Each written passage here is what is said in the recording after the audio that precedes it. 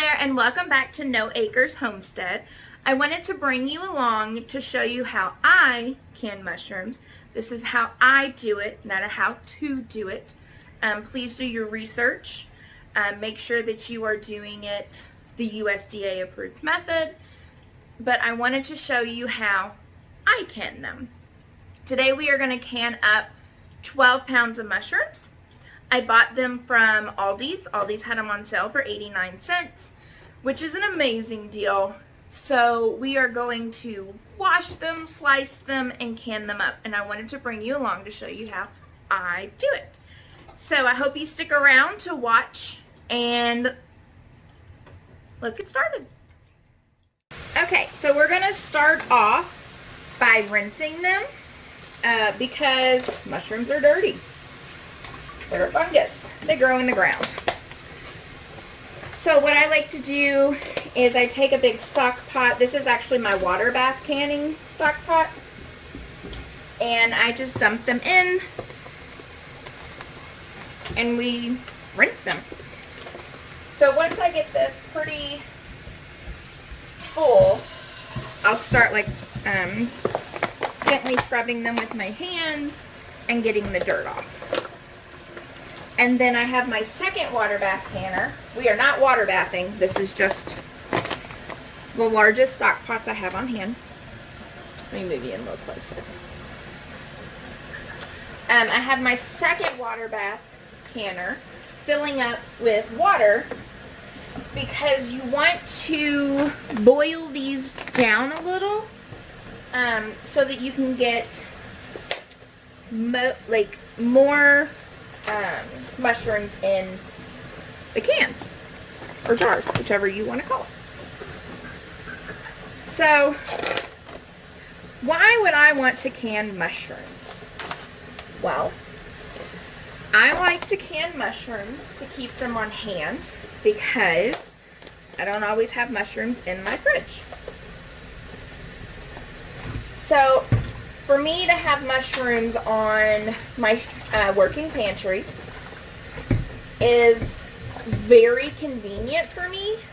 I put them in soups. I put them in stews. I make sauce with them, or I'll put them in a meatloaf, or whatever I have, or whatever I'm making and I want mushrooms. I also dehydrate mushrooms and turn it into a powder in case I want the added mushroom flavor, but not an actual mushroom. So it's just something else to keep on your extended pantry or your working pantry so that it's more food put back. It's better longevity of your food, so you don't always have to, like, say you wanted to make beef stroganoff and you don't have mushrooms. And you don't want to go to the store because we are all trying to save money, and we all know right now that the store is scarce on food. So I like to keep it on hand for when I'm feeling beef stroganoff. Love beef stroganoff. Oh, love it so much. I also make chicken stroganoff, which is pretty amazing. So you want to really get these washed, because, like, look at that. Look at that dirt. Like, you're not going to get everything off because they are mushrooms. This water's really cold. But do it what you can. Ooh, that one's pretty. That one could be stuffed. Sorry, Max barks at everything. It's just one of the perks of living with a doggo. Okay. So I'm going to go ahead and chop these just rough. I don't need them to look super pretty. They're going to dwindle down anyways as we cook them or simmer them to get them smaller so we can fit more in the jars. So I keep the stems because they add flavor, and why not? So what I'm doing is I'm just chopping roughly. They don't look uniform. They don't look pretty. Some people use an egg slicer. I've tried. I broke the egg slicer.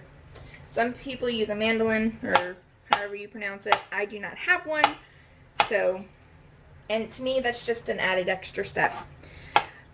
But you do what you have on hand. Because remember, this is a how I do it, not a how to do it. So I'm just chopping along, thinking I might make beef stroganoff. But right now I'm hoping to have both my canners filled so that I can show you the difference between an All-American and a Presto canner. If not, then I will be canning beef broth and possibly some mushroom stock, because you can use the water that you boiled the mushrooms in as stock. You just have to strain it properly and make sure you get all the dirt out and reduce it and stuff like that. So I have never done it personally, but I'm going to try my hand at it this time because I love mushrooms. So once you get some chopped, just put it in your big stock pot, or you can do little at a time if you don't have a big one. I just happen to have a big one. And then I will bring you back once I get these all chopped and on my burner. Okay, so I didn't get all of them in here.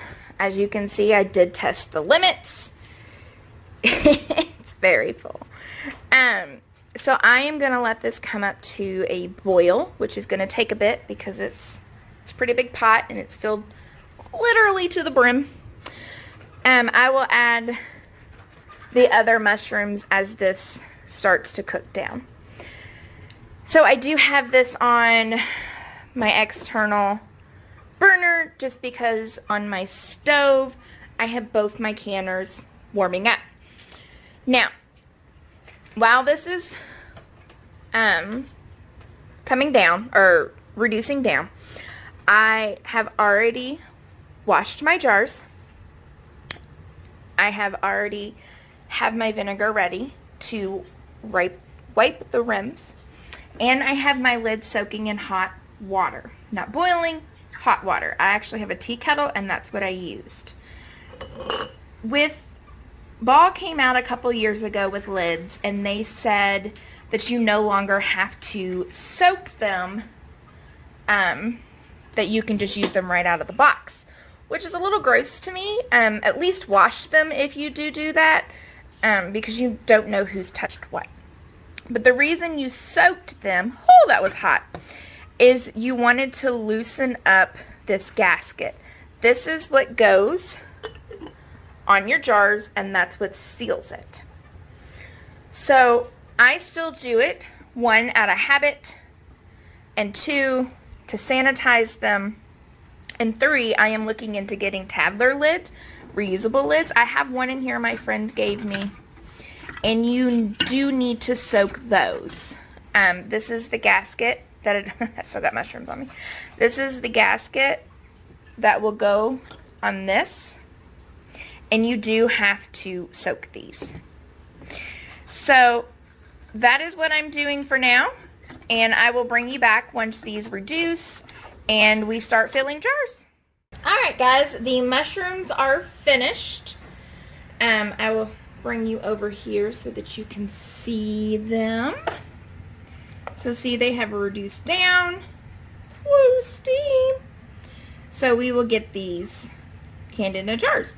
I will not get as many jars as I wish, but that's okay. So let's get started on filling the jars. So I have more jars than what I'm going to need because it's always good to have more jars than you need. I have these I wash them in hot soapy water. Some people sanitize them either in the oven or in the dishwasher. I don't have a dishwasher, and I didn't in the oven. When I'm pressure canning, it gets so hot for so long that I am okay with just rinsing them, or not rinsing, but washing them in hot soapy water. I am okay with that. I wash them before I put them away, and I wash them when I get them out and ready to use. So to me, they are clean, they are good. So what you're going to need are your jars and your lids that are soaking in water, which I showed you earlier. You are going to need vinegar because we are going to wipe the rims of the jars so that no food is on there, so there's no sealing problem. I also have paper towels so that I can dip in the vinegar and wipe the rims. I have my debubbler. Remember, you always, always, always need to debubble your food so that a little bubble doesn't get in there and then poof, your whole jar breaks. And then I have my lid grabber getter outer. You don't need this. I just find it's convenient because I burn myself a lot. And then you're going to need your little funnel. So, okay.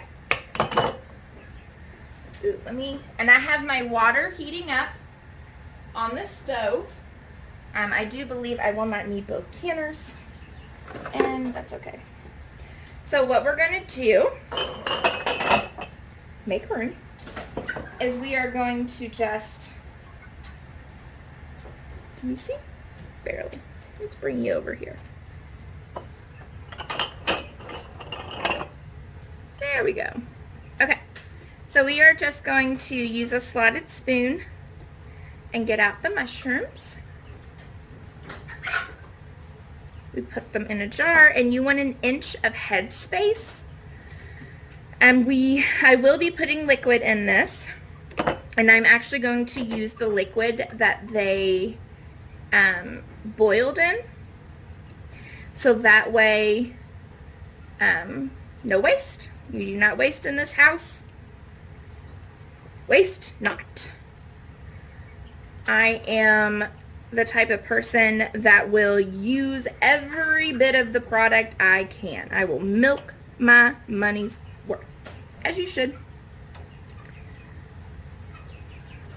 And as you can see, this is piping hot, so be careful. Okay, so that's about an inch of headspace, and I'm going to switch to my next jar.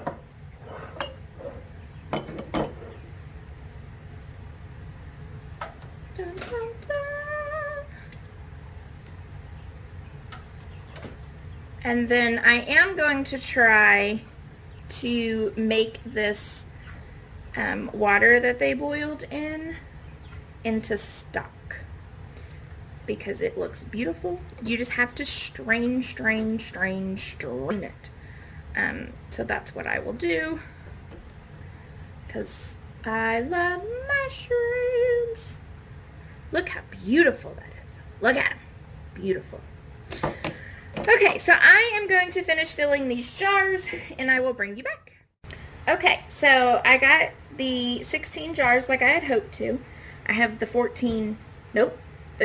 in the canner, and I have these 4 that I wanted to show you. Get ready to put them in the canner. So always debubble. If you do not debubble, you can get like air pockets, and it can bust your jars. Always make sure that it's a plastic or a rubber or a wood or silicone or something, just not anything metal. You do not want to scratch the jars. If you scratch the jars and you pressure can them, they will crack and bust. And that is a scary sound. Okay, so we've got them all debubbled. Make sure that you have an inch of headspace. The rule of thumb, I'm going to try to tilt this without spilling it, is this is your inch of headspace. This bottom notch here. So I make sure that I have an inch of headspace. Now you want to wipe the rim. Some use water. I use vinegar. Also, when you wipe the rim, you are wiping it to make sure there's no food on there, and it's your last chance to inspect that there are no nicks in your jars. If there are nicks, they will not seal properly. So I always double wipe them just in case. Safe than sorry. So once they are wiped, you are going to put your lids on them. Let me get out my lids.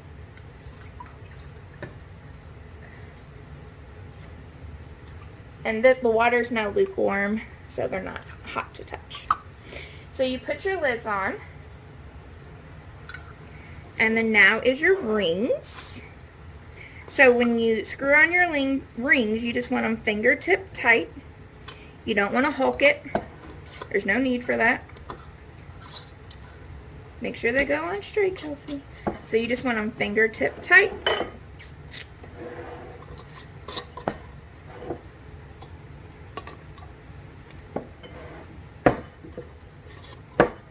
Look how beautiful that is. Oh, that's so beautiful.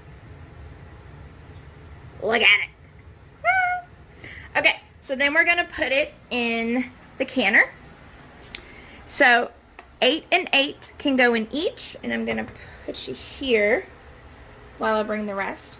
You do not want the jars to be touching.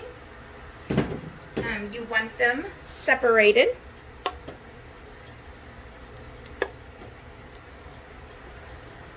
Now I put vinegar in my water because I have hard water, and vinegar helps not cloud my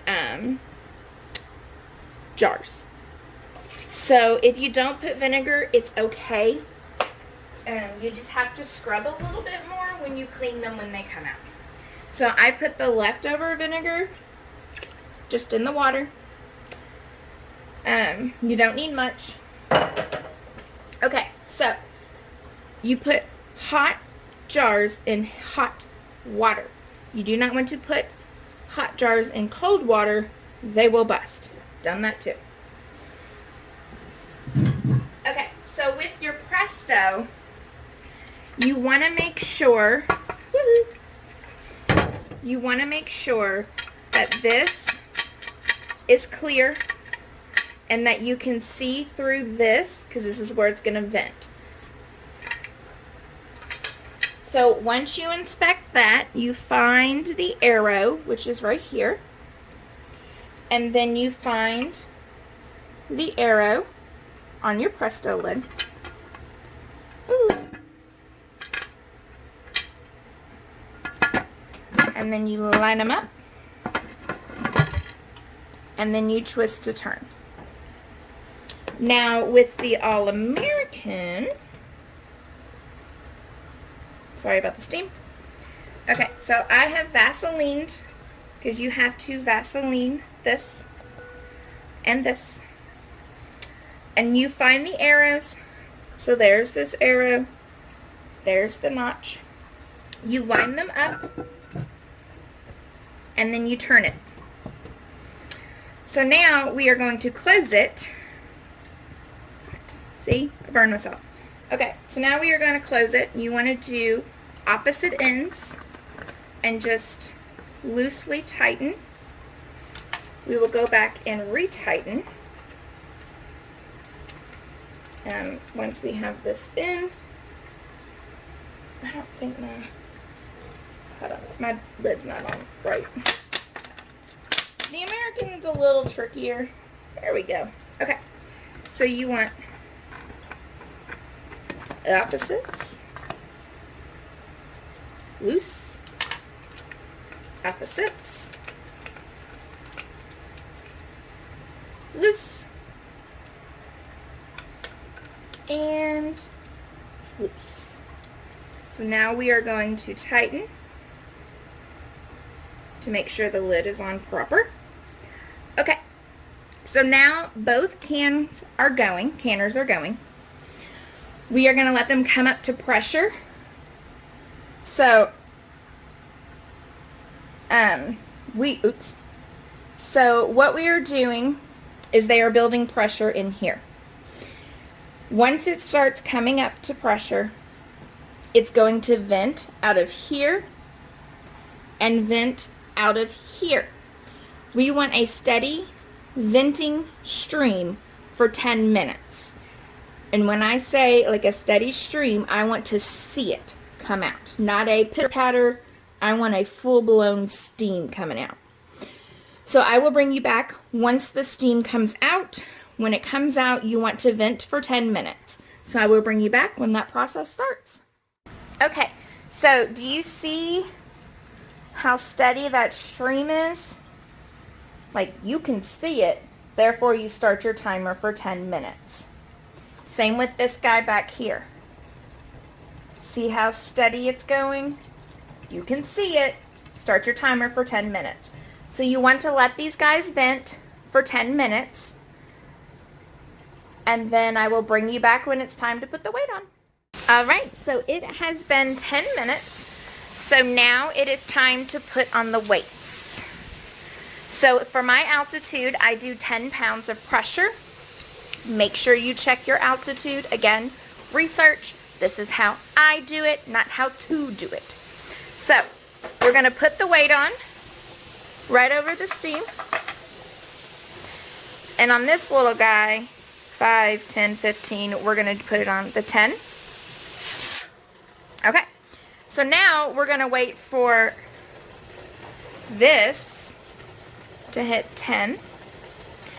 And we're going to wait for this to jiggle. Also this to jiggle too. So I will bring you back once we start getting jiggles. Okay, we have wiggles on this little guy. And he's at 10 pounds of pressure. So this will go for 45 minutes at 10 pounds of pressure, and then it'll come off of it, and I'll bring you back when that time has come.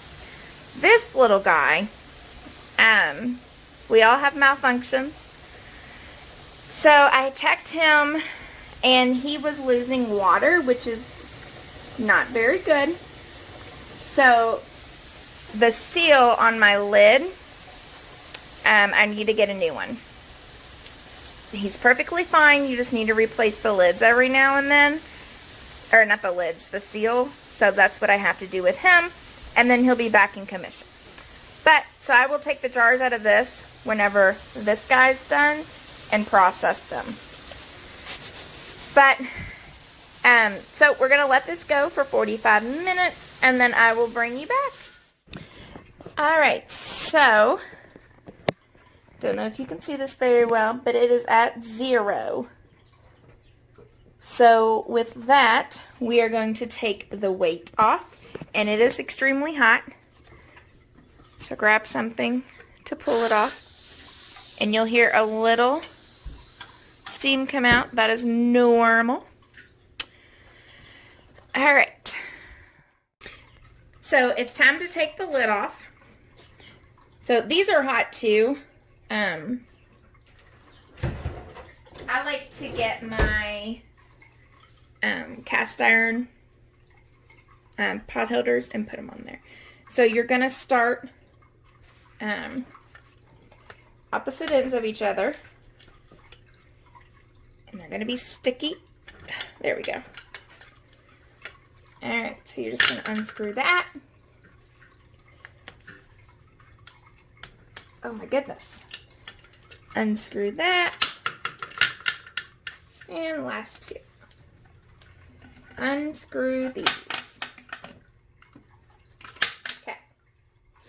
So the contents is going to be super hot. When you open it, a blast of steam is going to come out. So you want to open it away from your face. So you just turn the lid and you open away. Do you see all that steam coming out?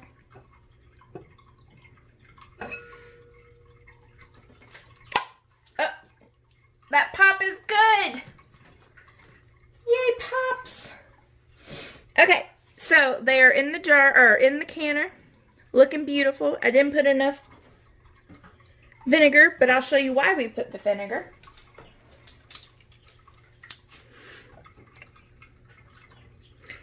Do you see that white residue, you might not be able to see it. That white residue right there, that's why I put vinegar. But we are going to take these out of the canner. I'm going to put them on a a towel on top of my washer. And we are going to let them sit for like 24 hours. I have the little beauties over here. I have them on a towel on top of my washer. My washer is in my kitchen, just the style of the home. So we're going to let these set for 24 hours, like I said. Do not touch them. Do not tip them over. Do not do anything with them. Just let them sit here and rest. I forgot to mention, when you do pull them out of the canner, the canner, do not tip them, because you don't want the liquid, because they're still sealing, you don't want the liquid to run out and then harm the sealing.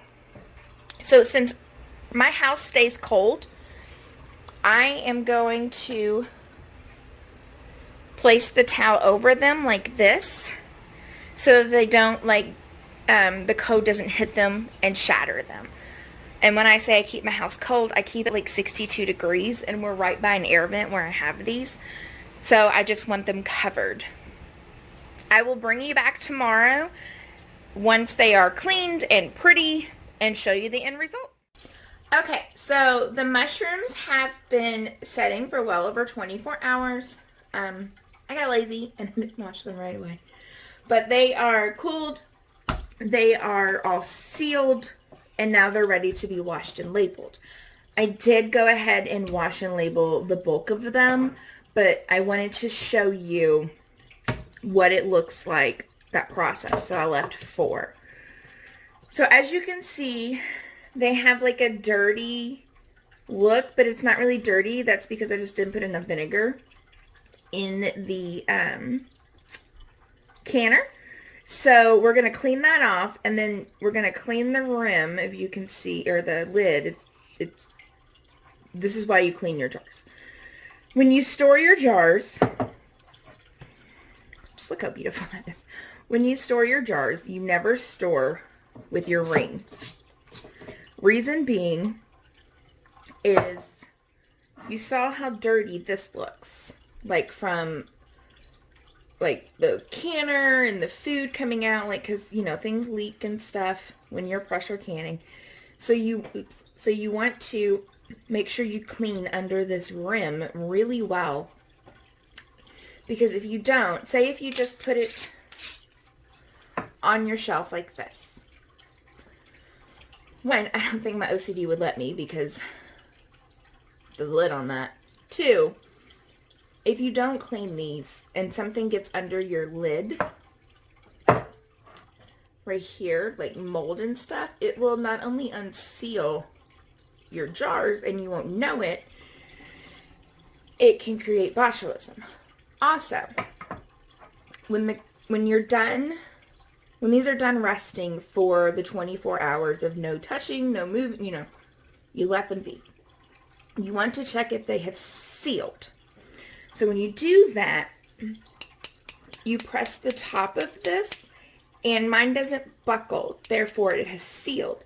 If it buckled, you would be able to pop it back and forth if it didn't seal. And when you have the ring on it, it looks sealed and it sounds sealed. So sometimes that can create a false seal. So what we're going to do is wash these in hot soapy water. Sometimes I do vinegar. Today I am not, simply because I don't feel like it, and I hate the smell of vinegar. But I do normally wash them in vinegar. I just don't feel like it today with hot soapy water.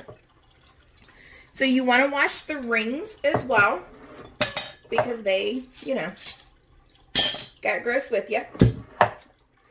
And then this one is a little bit of a different story, and I'll explain that in a second. So this one is a Tadler lid. Tadler is just a brand, but essentially this is a reusable lid. These you cannot reuse to pressure can or water bath can. I do, however, save them if the ring's not bent when I pull it off for my freezer goods and dry goods.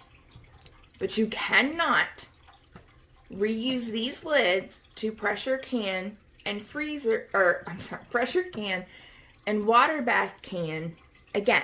These are a one and done unless you're doing a freezer, like if you're freezing some sauce or if you're doing dry goods like flour and stuff. Those are fine. These, however, there's two brands called Tadler and Harvest Guard. They're essentially the same thing. Tadler was first, and then Harvest Guard came along. Harvest Guard is actually one of the family members of Tadler who went and created his own line. So they're the same thing, just two different brands. This one's a Tadler, but I have ordered Harvest Guard and I'm waiting on Harvest Guard. But this was my first time using it, and people say there's a learning curve. I don't think so. Like the ring, screwing on the ring is a little different, but once I get my Harvest Guard in, I will do a canning video and show you that. What's really good about these, they're a little more expensive, but you can reuse this up to 10 times, if not more. You can reuse the plastic until it cracks, breaks, 1,000 times. This ring is what you can use up to 10 times, give or take, or more. And you can buy replaceable rings. So this comes out to like 3 or 4 cents a lid, technically. To whereas I haven't like truly done the math, because I'm not a math person. That's my best friend. She does the math. To whereas this is like 69 cents or something a lid. But what people don't realize is they don't take into account the reusable aspect. Therefore, this lid is technically like $1 something for the lid, or $1.50 or something. I don't do math. But you can reuse it and reuse it and reuse it. So I do recommend getting some reusable canning lids on your shelf, because if anything, during this pandemic, people have started canning, which is amazing. Love it. I've been canning for years, and I highly recommend doing it. It's just a wonderful feeling. But there was a shortage of these. There still is. They're kind of hard to find. You can just now start getting them. I like to keep bulk of these on hand, and I had ran out, and I was mad at myself for running out. So what I'm going to do is keep a bulk amount of the one-time use and a bulk amount of the reusable. That way I always have 2 types of lids on hand, and in case something happens again, I'm prepared. I think I am going to start switching to my reusable lids though, once I start like canning more for the season, and have these as my backups. So that's just a random tidbit or whatever. And then once I get my Harvest Guard lids in, I will do a video on that, and we will go over, I'll show you the 2 different, because these are 2 pieces. Obviously you can't see that. I showed you a little bit in the beginning when we were doing this, but we'll go over that. So enough about that. You want to wash your jars in hot soapy water.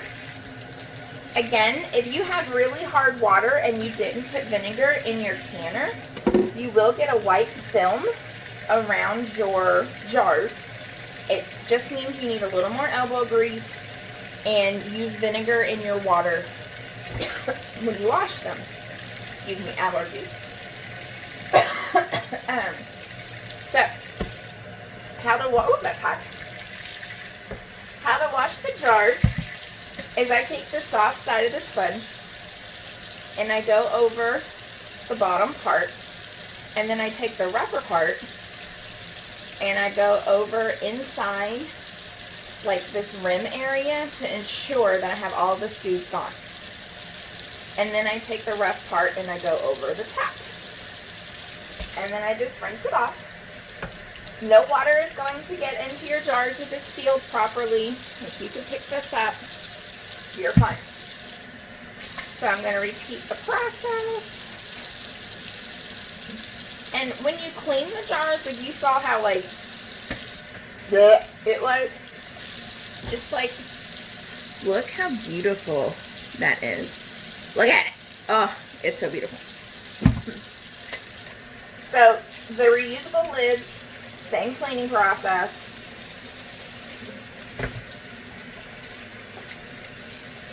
And then you're clean. And with the rings, you want to clean them as well. They went through the canning process. And so I just take my sponge, or you can do a rag. Some people do rags. I don't. And I just go around a couple times to ensure that they're nice and clean. Nothing says wonderful like nice, clean things. Okay, so you do not want to let them air dry, because that is how you get rust. And these rings you can reuse until they're just covered in rust, or they're bending. Like, you'll be able to know when you can't use them. So how I dry them is I just take them and put them in a towel, and then I just move it back and forth like in a circle, and then voila, it's clean. With the jars, I clean the base of it, and then I pay extra close attention right here, put a little bit of pressure, and then I wipe the top. So I hope this was informational, and I hope this helped. And remember, this is a how I can, not a how to can. Please do your research, but ask me questions if you wish. Just remember to like and subscribe so that you never miss an update, never miss a video, and that you can follow along on this urban homesteading. So thank you for watching No Acres Homestead, and just remember, you're amazing and you've got this.